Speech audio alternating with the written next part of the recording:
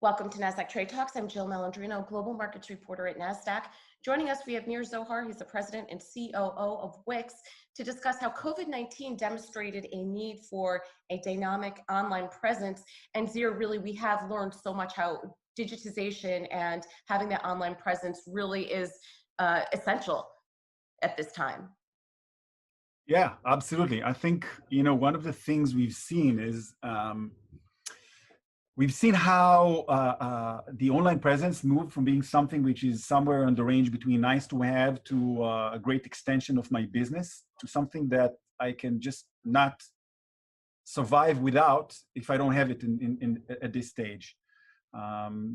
We see either businesses that had no online presence before or had a small one, or even businesses that completely went offline and now they need something new.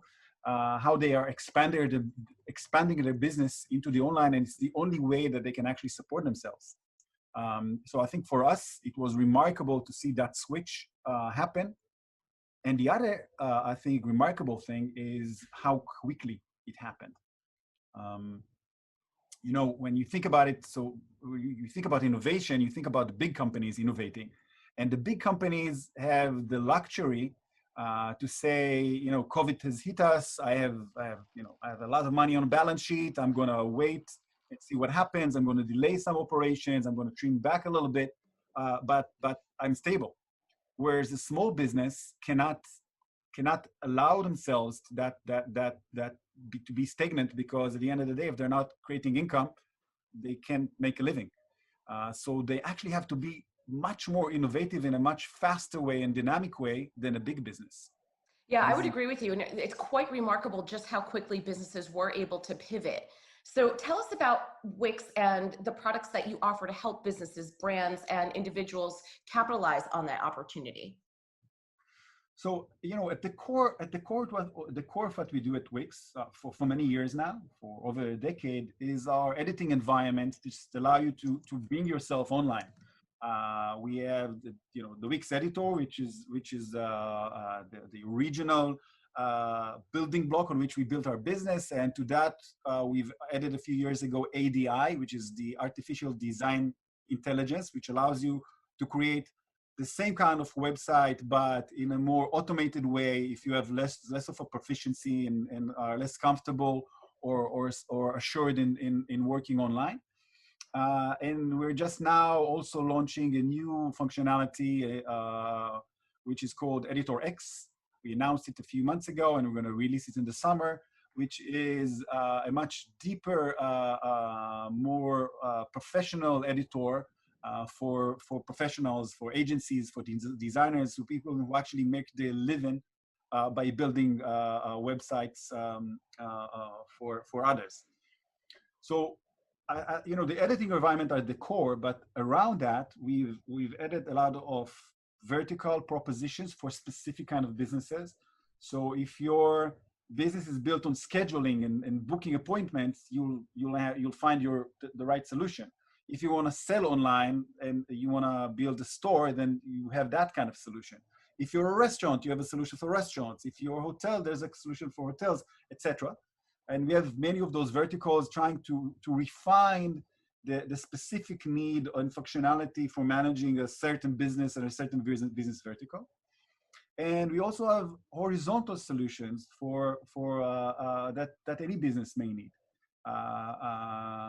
Most of them around what we call our Ascend product, Ascend by Wix, which is a lightweight CRM that allows businesses the way to better manage the business, to stay in touch with their customers, whether it's chatting with people with your customers online, managing the communication with them in a back office, managing different flows of sale flows for different customers, the ability to automate some of those interactions because some people will approach you when the business is closed or when you're not next to a computer, and much more.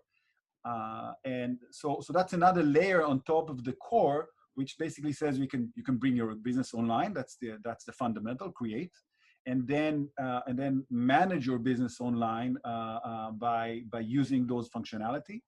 And then there's also other functionalities that actually help you try and grow and get more traffic and more users and new buyers, whether it's advertising campaigns on Facebook or just delivering your messages out in a very effective way to social networks, the ability to very easily manage your search engine optimization infrastructure behind your website so you'll get found on Google and things like that.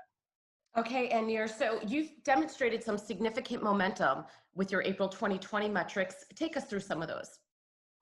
Yeah, so I think it's fascinating to actually follow what happened in this kind of a COVID-19 situation.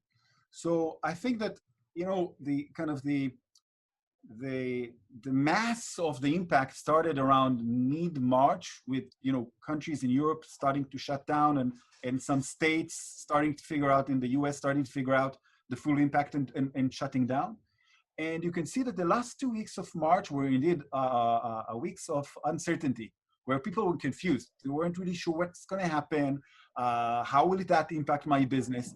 But as we said before, those small businesses did not have the luxury to wait too long in order to bounce back. And this is what we've seen in April. This is also why we wanted to share the April numbers in our last earnings, because they're so fundamentally different to what we've seen before. So we've seen a huge demand coming from people looking for Wix or for search term related to Wix and to our functionality and to our services. People coming to our platform. If you look at the registered users, the people who join us, we had 3.2 million new registered users in April alone, which is a 63% year-over-year increase. It's a huge jump. For comparison, in previous months we were roughly around the 2 million per month, which suddenly jumped to 3.2. It's such a significant rise, and with that everything else increased as well. So if you look at our the net premium subscriptions that we've added in April, they were up 207% year-over-year.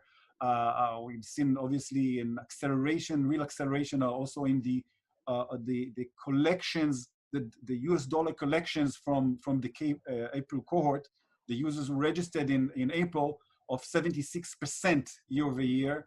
And I think it all makes a lot of sense because people need that. As I said before, it has become mission critical. So now they have to have that presence online and the ability to transact online.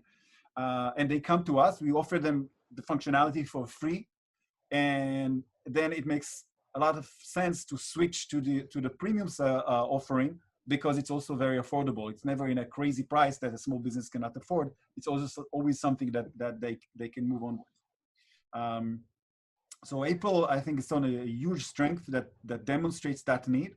As we shared with our analysts and with people before, we're not sharing the main numbers, obviously, but we're seeing very similar trends. All right, Nir, thank you so much for joining us on Trade Talks. My pleasure. Thank you for having me. All right, and thanks for joining me. I'm Jill Malandrino, Global Markets Reporter at Nasdaq.